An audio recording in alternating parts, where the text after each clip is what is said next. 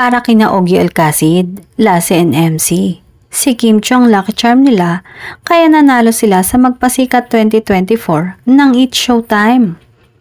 Ang fantastic combo nga na sina Ogie, Kim, Lassie at MC ang hinirang na champion sa Magpasikat 2024.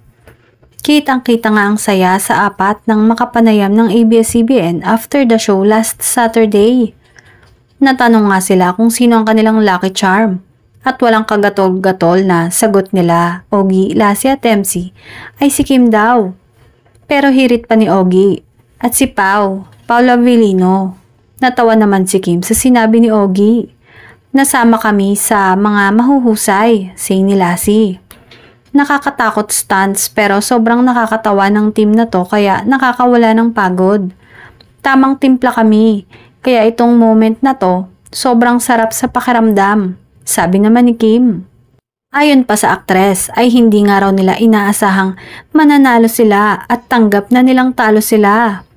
Aniya, ang grupo raw nila ang may pinakamaiksing oras ng preparasyon. #acceptance na kami say ni Kimi. Basta nagawa namin ng maayos ang production namin, dagdag niya. Ayon kay Ogie, bonus na lang daw ang panalo nila dahil ang mas importante ay naiparating nila ang mensaheng nais nilang sabihin sa manonood.